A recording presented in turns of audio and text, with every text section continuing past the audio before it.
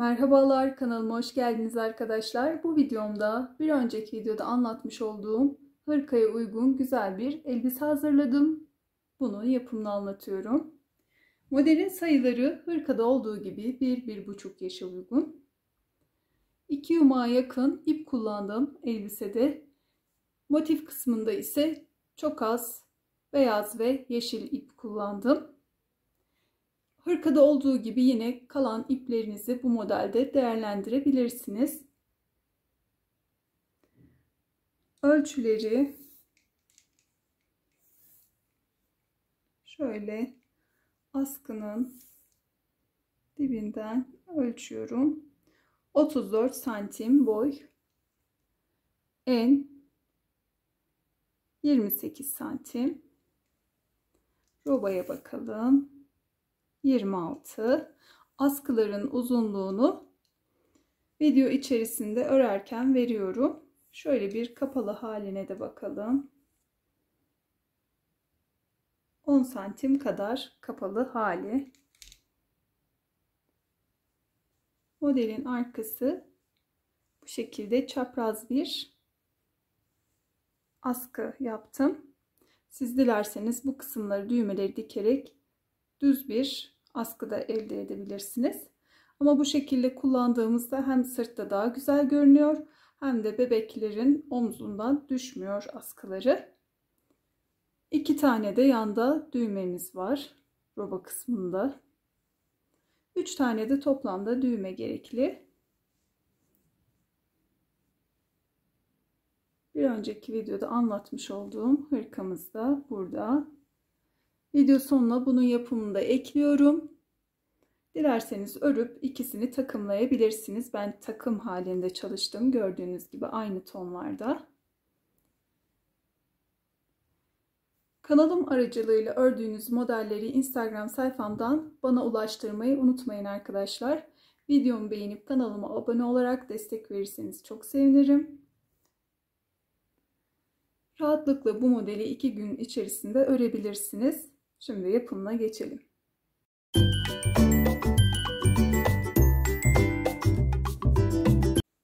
Modeli roba kısmındaki bu motifleri yaparak başlıyoruz. İpliğim ince bir ip. Tığ numaram da 10'a uygun. Siz kullanacağınız ipin kalınlığına göre tığ numaranızı seçebilirsiniz. Motifimiz 6 sıradan oluşuyor. Şöyle bir sayalım. 1, 2, 3, 4, 5, 6. 2 sıra yeşil ile 2 sıra beyaz, 2 sıra da pembe iple ördüm. Siz dilediğiniz renklerde örebilirsiniz. Orta kısımda kullanmış olduğum renk ile başlıyorum. İlk önce bir zincir çekip sabitledim. Ardından 5 zincir çekiyorum. 1, 2, 3, 4, 5. Sonrasında başta çekmiş olduğum zincirin yuvasına batıyorum ve ilmeğimi alıp kaydırma yöntemiyle bir halka oluşturdum, bu kısmı birleştirip. Sonrasında 3 zincir çekiyorum. Ardından tığıma bir doluyorum ve bir trabzan yapıyorum. Yani tekli trabzan uyguluyoruz. 2 tane trabzan yaptım. Başta bu çekmiş olduğum 3 zinciri de bir trabzan sayıyorum. Bu şekilde 3 trabzanım olmuş oluyor. Ardından 2 zincir çekiyorum. Aynı yuva içerisine 3 trabzan daha yapıyorum. 4 tane yuva oluşturacağız. 3 trabzan, 2 zincir çektim. Tekrar 3 trabzan yapıyorum.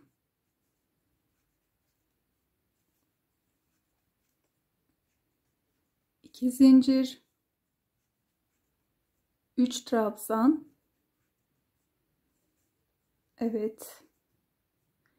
Üçlü trabzanlardan oluşan 4 tane grup yaptım. 1, 2, 3, 4, Şuralardaki oluşan boşlukları sayıyoruz. 1, 2, 3. Şimdi burada da bir yuva oluşturacağız. Bunun için de 2 zincir çekiyorum. Ve baştaki bu trabzanın yuvasına batıyorum. İlmeğimi alıyorum ve kaydırma yöntemiyle birleştirdim. Bu şekilde bir model oluşturduk.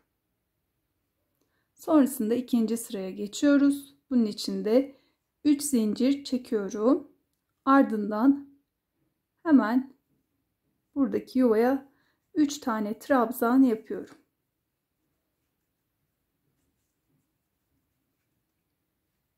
İki zincir. Tekrar aynı yuva içerisine 3 trabzan.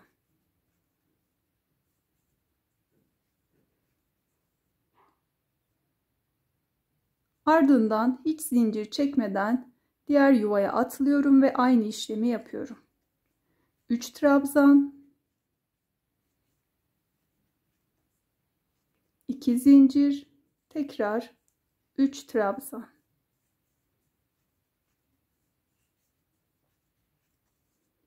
Diğer yuvaya geçiyorum. Yine zincir falan çekmedim. Direkt işlemi uyguluyorum. 3 trabzan, 2 zincir, tekrar 3 trabzan.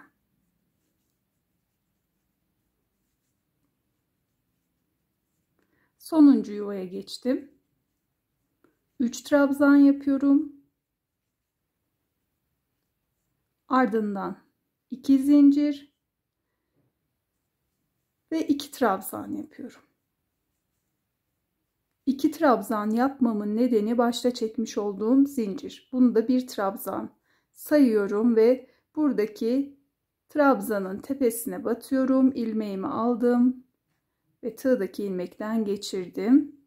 Gördüğünüz gibi buradaki zincirde trabzan sayıldığı için 1, 2, 3'e tamamlandı. Düzgün bir görüntü elde ettik. 2 zincir çekiyorum ve ipimi kesiyorum.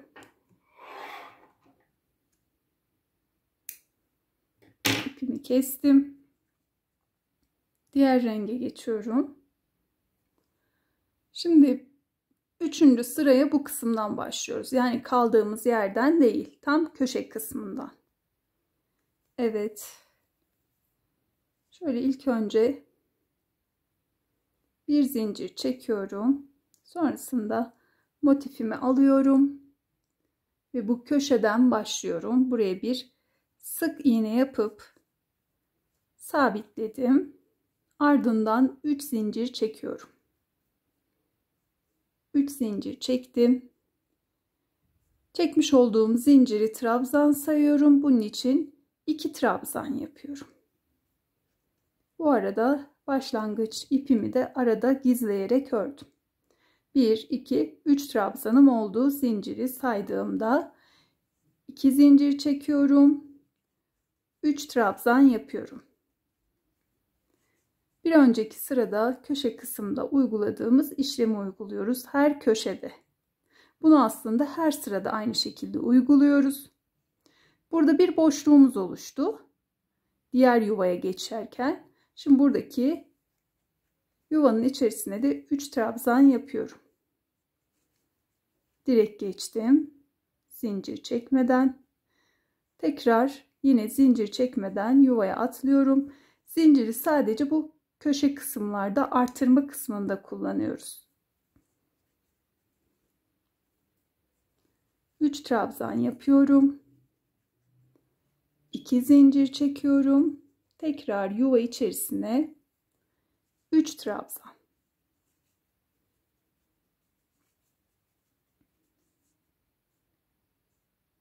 Ortadaki kısma 3 trabzan yapıyorum. Buralarda bir artırma uyguluyoruz. Ve köşe kısma geçtim. Şimdi bu kısmı da örelim. Burada ipi kestiğimiz kısma gelelim. Aynı işlemleri tekrarlayarak bu kısma kadar geldim. Köşedeki artırmayı uyguladım. ipi kesmiş olduğum noktaya geldim. Şimdi buraya da 3 trabzan yapıyoruz. Bunu yaparken bu ipi de olduğunca arada örerek gizliyorum ve fazla olan kısmı kesiyorum. Bu şekilde. Sonrasında zincir çekerek başlamıştık sıraya. Buradaki trabzan boşluğuna batıyorum. İlmeğimi aldım ve kaydırma yöntemiyle birleştirdim. 3. sırada tamamlandı. Şimdi bu kısımdan 1, 2, 3 zincir çekerek devam ediyorum. Yine köşe kısma 3 trabzan uyguluyorum. 2 zincir, tekrar 3 trabzan.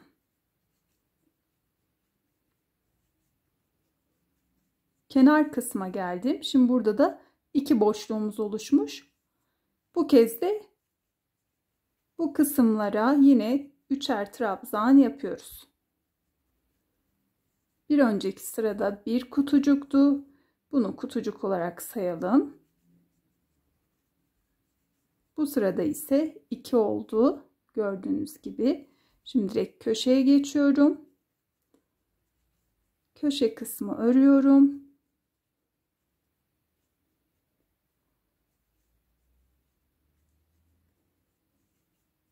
Evet.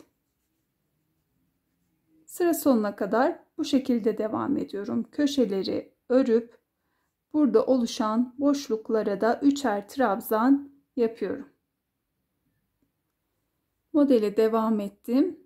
Başlangıç kısmına geldim. Şimdi buradaki son yuvaya da 2 trabzan yapıyorum. Çünkü başta bu kısımda 3 zincir çekerek devam etmiştik. Buraya batıyorum. Burada trabzanın yuvasına ve kaydırma yöntemiyle birleştirdim. 2 sıram da tamamlandı. İpimi kesiyorum. Pembe renge geçiyorum.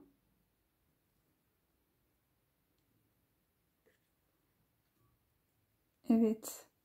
İp değişikliğinde her zaman köşe kısımdan başlıyoruz. Buraya bir sık iğne yapıyorum. Ardından 3 zincir çektim.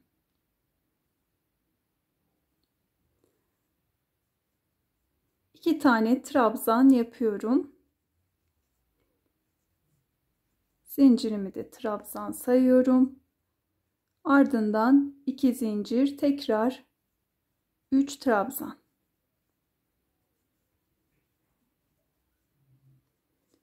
Bu kez 1, 2, 3 tane boşluğumuz oluştu. Her bir boşluğa 3'er trabzan yapıyoruz.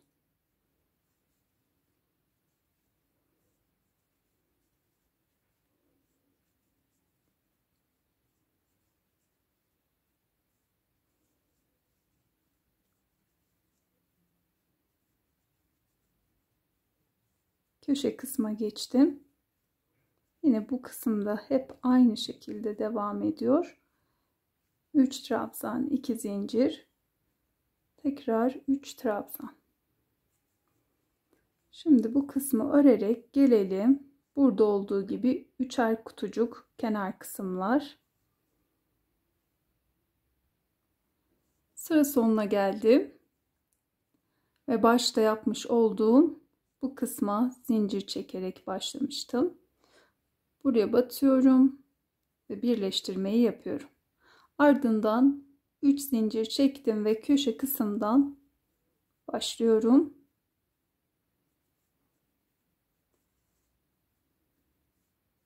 Köşeyi oluşturuyorum.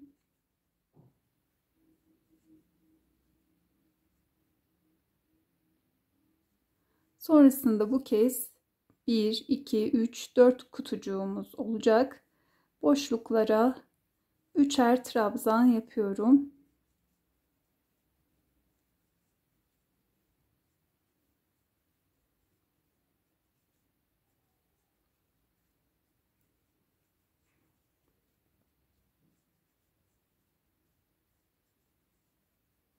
Bu sonuncu sıramız.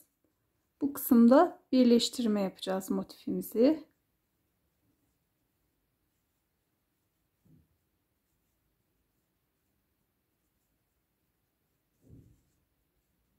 Evet. Burada köşeye 3 trabzan yaptım.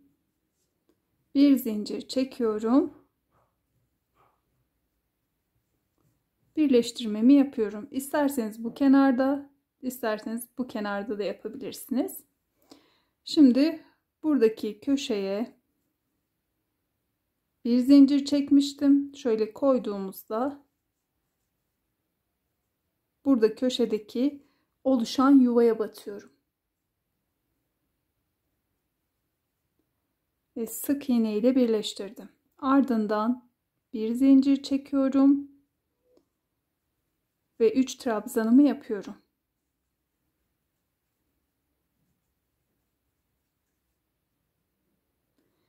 Diğer yuvaya geçmeden hemen buradaki boşluğa batıyorum. Karşı kısımdaki boşluğa. Şöyle göstereyim. Şuradaki boşluğa bu şekilde tığımı geçiriyorum. Yine bir sık iğne yapıyorum. Ardından doladım. Direkt buraya geçtim. 3 trabzanımı yaptım. Sonrasında diğer yuvaya geçmeden buradaki karşı taraftaki boşluğa batıyorum yine. Sık iğnemi yapıyorum. Sonrasında tekrar bu kısmın 3 trabzanını yapıyorum. Evet, yine aynı şekilde battım, sık iğne yaptım.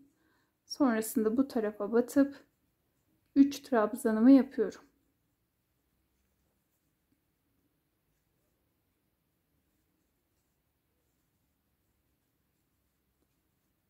Çok basit bir işlem.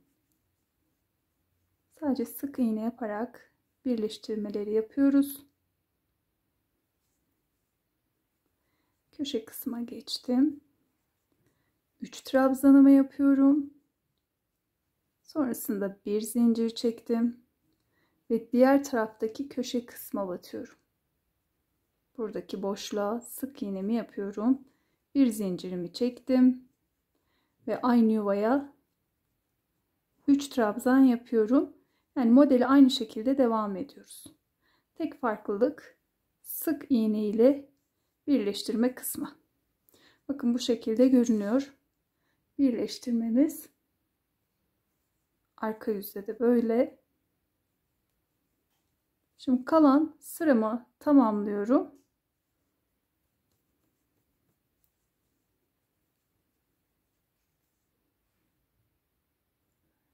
Sıranın sonuna geldim yine. Burada zincir çekerek başlamıştım. Bunun için 2 trabzan yapıp zinciri de trabzan sayıyorum ve buradaki boşluğa battım ve birleştirmeyi yaptım. Motifimiz tamamlandı. Şimdi bu şekilde motiflerimizi örüp bu kenarları kullanarak birleştirmeye devam edelim. Yani şerit şeklinde hazırlıyoruz. Toplamda 6 tane motifimizi tamamlayalım. Devam edelim. Motifleri tamamladım. Göstermiş olduğum şekilde birbirine ekleyerek bir şerit oluşturdum. 6 motiften oluşan.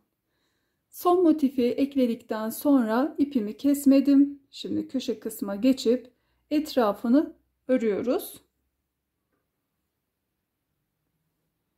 Öreceğimiz sıra bu modelde yaptığımız örgünün aynısı olacak. 3 zincir çektim, köşe kısma geçtim. Yine burada bir artırma yapıyorum.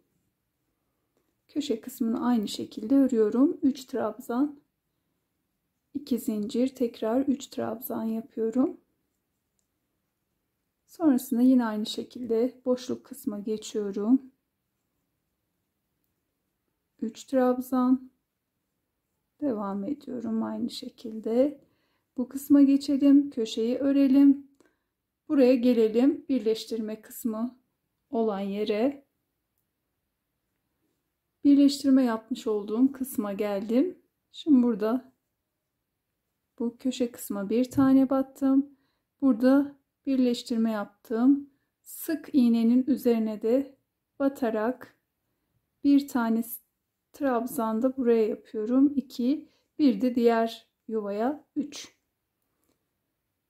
Burada birleştirme kısmına da bu şekilde bir uygulama yapıyoruz. Ardından diğer kısma geçiyorum. Yine devam ediyorum modele.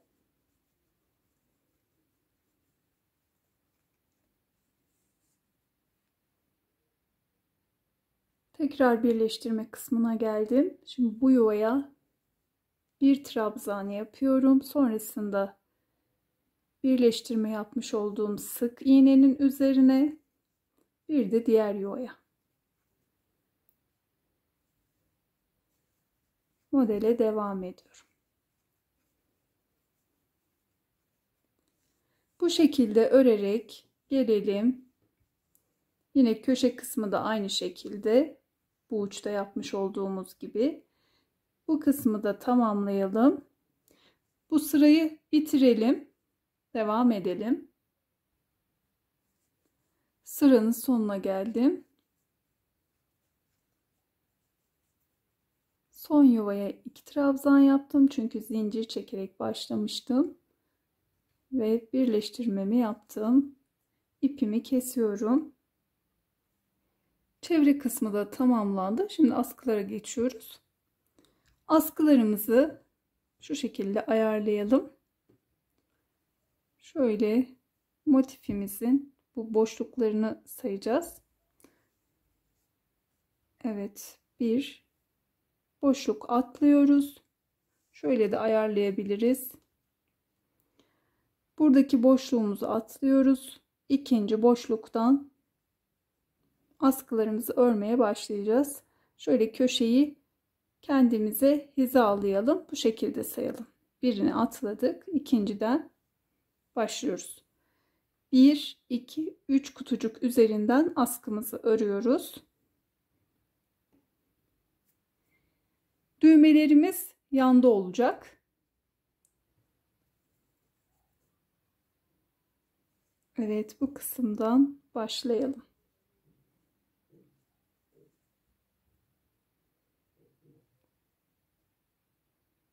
Bu boşluktan tığımı geçirdim. İlmeğimi aldım. İlk önce sabitledim. Ardından devam ediyorum. 3 zincir ve yuva içerisine 2 trabzan. Sonrasında ikinci yuvaya geçiyorum. 3 trabzanımı yapıyorum.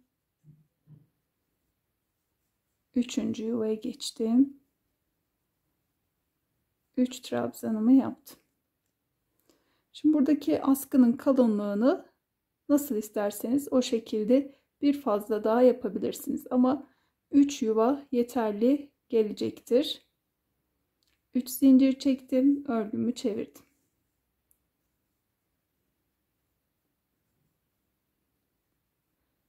Yuvanın içerisine yine 3 trabzan, diğerine geçtim.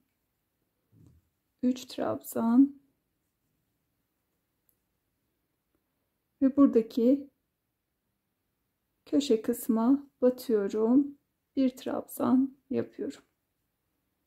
Yani başta ve sonda boşluklarımız oluştu.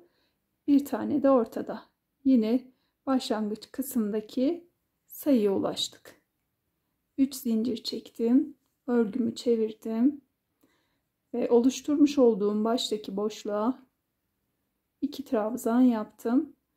Çekmiş olduğumuz bu zinciri trabzan sayıyorduk. Evet, ortadakine 3 trabzan,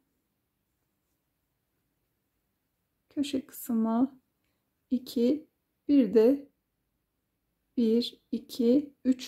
zincirin yuvasına bir trabzan yaptım. Gördüğünüz gibi. Hep aynı şekilde devam ediyor askımız. 3 zincir. Arka yüze çevirdim. Hemen yuvaya atladım. 3 trabzan yapıyorum. Diğerine geçtim. Buna da 3 trabzan yapıyorum. Sonrasında burada başlangıç kısmın köşesine bir trabzan. Sonrasında 3 trabzan, örgümü çevirdim. Oluşturulmuş yuvaya 2 trabzan, diğerine 3. Evet, son yuvaya 2, bir tane de 3. zincir üzerine. Kenar kısmı da gördüğünüz gibi düzgün bir şekilde ilerliyor. Devam edelim bu şekilde. Bu askıyı tamamlayalım. Askıyı tamamladım. 27 sıra ördüm. Şöyle bir uzunluğuna da bakalım. 24 santim kadar örmüşüm. Şimdi ilik yapacağız. Yine 3 zincir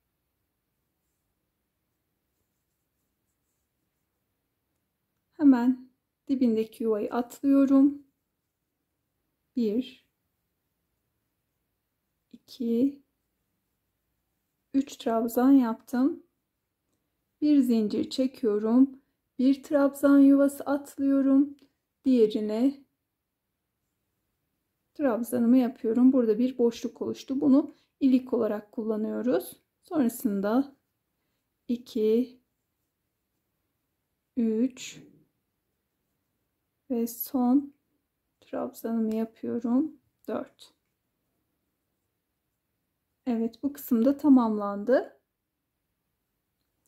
İpimi kesiyorum ve diğer askıya geçiyorum. Diğer askıyı da yine aynı şekilde hizalıyoruz. Burada bir yuva atlıyorum. Köşe kısımdaki yuvadan hariç 1 2 3. Bu kısımdan başlayarak 3 yuva üzerinden askımı örüyorum.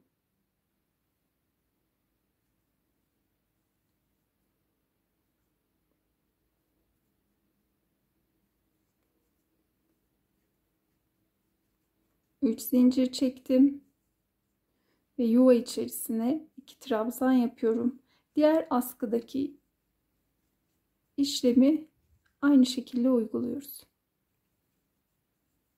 Diğerine geçtim. 3 trabzan. 3. yuvaya geçtim. Tekrar 3 trabzan yapıyorum. Sonrasında bir 3 zincir ve örgümü çevirdim. Hemen ilk yuvaya 3 trabzan yapıyorum. İkinciye geçtim. 3 trabzan ve köşe kısma bir tane trabzan yapıyorum.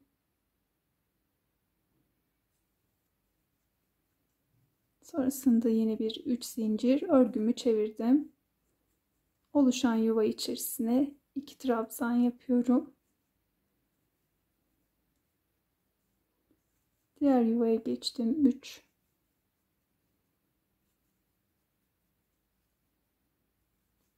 Köşe kısma geçtim. 2 trabzan yaptım yuva içerisine. Birini de zincir üzerine yapıyorum. Aynı şekilde 27 sıra örelim. Sonrasında da ilik kısmını yapalım. Askılar tamamlandı. Şimdi kenar kısmına geçiyoruz. Kenarda güzel bir model uygulayacağız. Bu kısım hariç sadece buradaki her iki kenara ve bu üst kısma, askıların etrafına kenar uygulamasını yapıyoruz. Ve bu kısımdan başlıyoruz. Bu alt köşeden. İpimi köşe kısma sabitledim. 3 zincir çekiyorum ve yuva içerisine 3 trabzan yapıyorum.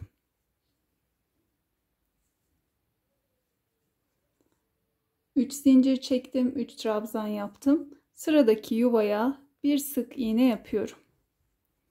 Ardından 3 zincir, tekrar aynı yuvaya 3 trabzan.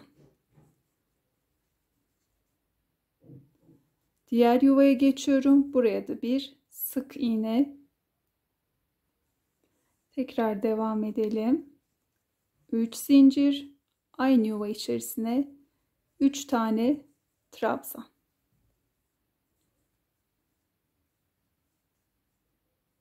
Diğer yuvaya geçtiğimde bir sık iğne yapıyorum. 3 zincir, aynı yuvaya 3 trabzan. Diğer yuvaya geçtiğimde bir sık iğne. Tekrar 3 zincir çektim. 3 trabzan yaptım. Diğer yuvaya geçtim. Bir sık iğne, 3 zincir, 3 trabzan. Köşeye bir sık iğne, 3 zincir, 1 2 3 trabzan yaptım ve diğer yuvaya geçiyorum. Bir sık iğne. Tekrar aynı şekilde devam ediyoruz. Bu kısımlar hep aynı. Buradaki her yuvaya ilk önce bir sık iğne yapıyoruz. Sonrasında 3 zincir, ardından 3 trabzan.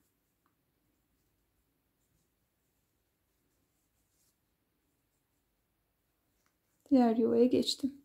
Bu şekilde bir görüntü elde ediyoruz kenar kısımlarda. Devam edelim. Askı kısmına kadar gelelim. Askı kısmına kadar geldim. Şöyle bir sık iğne yaptım.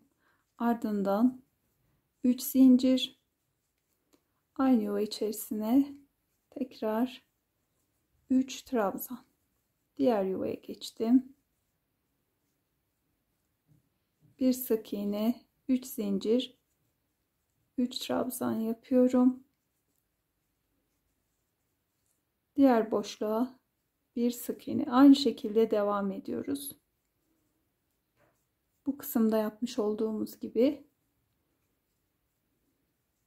buradaki boşluklara, kenar kısımdaki ilk önce bir sık iğne, 3 zincir, sonrasında 3 trabzan. Bu kısımları atlayarak sadece boşluklara, uç kısma kadar gelelim. Evet, uç kısma geldim. Son yuva içerisine modeli uyguladım ve buraya batıyorum. Buradaki iki sıra arasında bir boşluğa battım. Bir sık iğne yaptım. Ardından 3 zincir çekiyorum. Bu kenardaki trabzan kısmına 3 tane trabzan yapıyorum. Ve trabzan tepesine bir sık iğne. Sonrasında 3 zincir. Buradaki batmış olduğum yuvaya 3 trabzan. Ardından 2 yuva atlıyorum veya bu ilik yaptığımız kısma da bir sık iğne yapabiliriz. Sonrasında 3 zincir, 3 trabzan ve köşe kısma geldim. 3 zincir yapıyorum ve köşeye 3 trabzan. Dönüyorum, yine bu kısımda battığım gibi bu iki sıra arasındaki boşluğa batıyorum.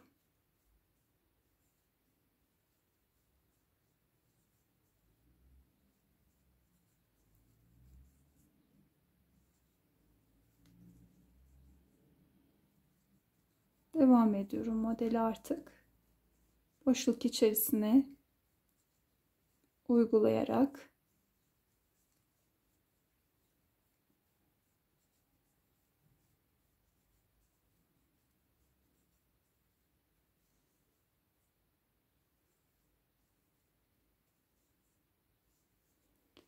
Bu askıyı tamamlayalım. Orta kısmı örelim. Bu kenarda yapmış olduğumuz gibi. Diğer askıyı da aynı şekilde örüp tamamlayalım. Bu köşeye kadar gelelim. Köşe kısma kadar örüp tamamladım. Şimdi bu kenarda bir ilik çalışmamız olacak. 2 tane, onları yapalım. Köşe kısmı ördüm. Buradaki ikinci trabzanın yuvasına da sık iğne yaptım. Ardından bir, boşluk kısma 2, 3, 4 tane sık iğne yaptım. 1, 2, 3, 4, 5, 6 tane zincir çektim. 1, 2, 3. Üçüncü sık iğnenin yuvasına tığımı geçiriyorum ve ilmeği alıyorum. Ardından bu zincirin üzerine sık iğne yapıyorum.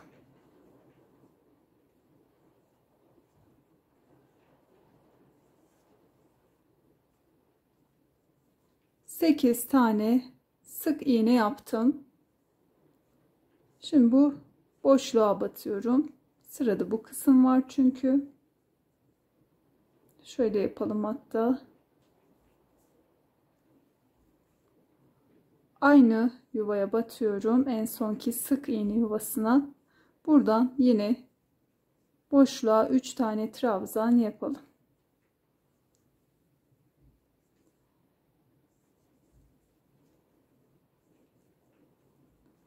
Kenar uygulamamızı devam ettirelim.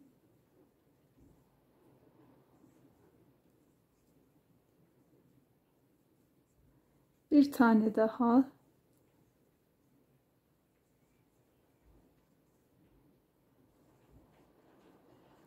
Şimdi bu kısma bir ilik daha yapıyoruz. 1, 2, 3 tane kenar uygulaması yaptık. Şimdi 1, 2, 3, 4. 1, 2, 3, 4, 5, 6 zincir.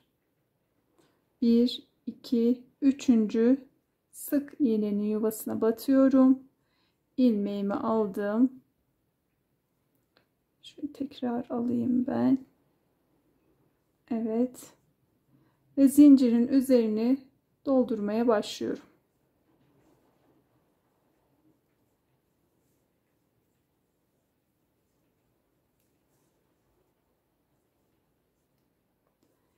Sekiz sık iğne yaparak diğer ilikte olduğu gibi doldurdum.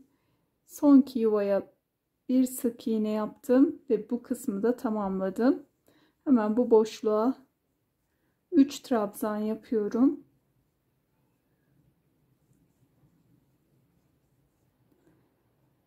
Ve köşe kısma bir tane sık iğne yaparak bu kısmı tamamlamış oluyorum. Robamız bu şekilde tamamlanmış oldu. Dilerseniz böyle robayı örüp alt kısmına kumaş ekleyebilirsiniz. Biliyorsunuz o tür modellerde geçen senelerde çok moda olmuştu. Öyle de yapabilirsiniz. Yine bunu buradaki mesafeyi büyüterek yetişkin birine de uygulayabilirsiniz. Diğer yaşlara da.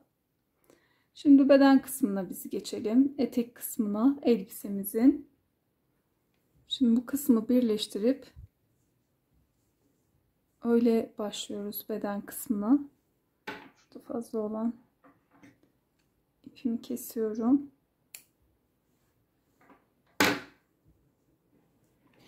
Şöyle üzerine getiriyoruz bu kısmı. Fazla olmayacak şekilde. Sadece bu son ördüğümüz sırayı alacağız. Şöyle. Evet. Bu kısma da düğmelerimizi dikiyoruz. Bunu da şimdi sık iğne ile yapalım. Şöyle son ördüğümüz sıra bura. Buradaki yuvaya batıyorum.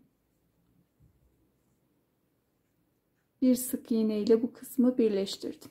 Şöyle tekrar bir göstereyim. Şöyle aldığımızda bu kenarı, bu son ördüğümüz sıra, burada kenardaki yuvadan başlamıştık.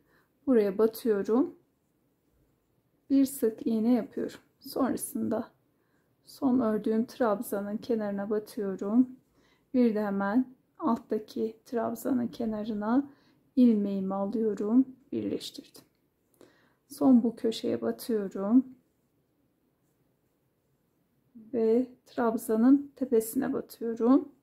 İlmeğimi alıyorum ve birleştirmiş oluyorum. Bu şekilde bu kısım gördüğünüz gibi birleşti. Beden kısmını dikişsiz bir şekilde örüyoruz. 1, 2, 3 zincir çekiyorum. Hemen buradaki boşluğa batıyorum. Zincirimi trabzan sayıyorum. 2 tane trabzan yaptım. Diğer yuvaya geçtim.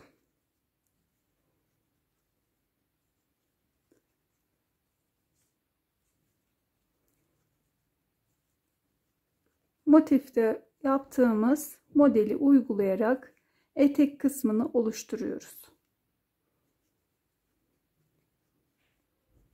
Her yuvaya 3'er trabzan şeklinde ilerleyelim, çevreleyelim, sıranın sonuna gelelim. Sıra sonuna geldim. Son olarak köşe kısmındaki yuvaya 3 trabzan yaptım ve başlangıçtaki trabzanın yuvasına batıyorum. Kaydırma yöntemiyle birleştirdim. Ardından 3 zincir çekiyorum ve sıradaki yuvaya 3 trabzan yaparak devam ediyorum yine modelime.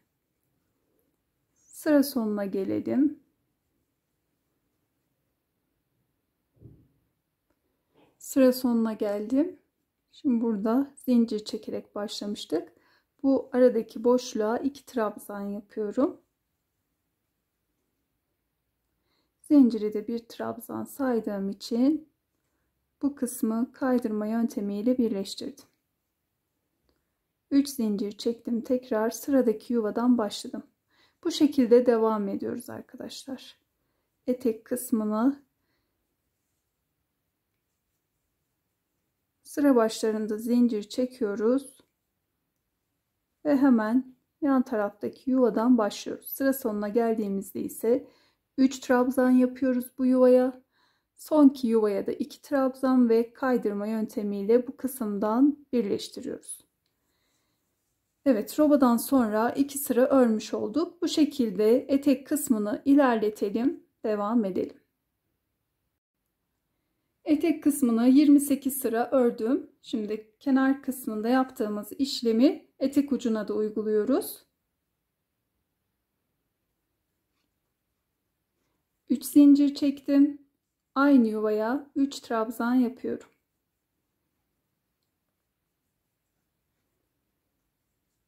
Sıradaki yuvaya geçiyorum. Bir sık iğne yapıyorum. Tekrar 3 zincir, 3 trabzan.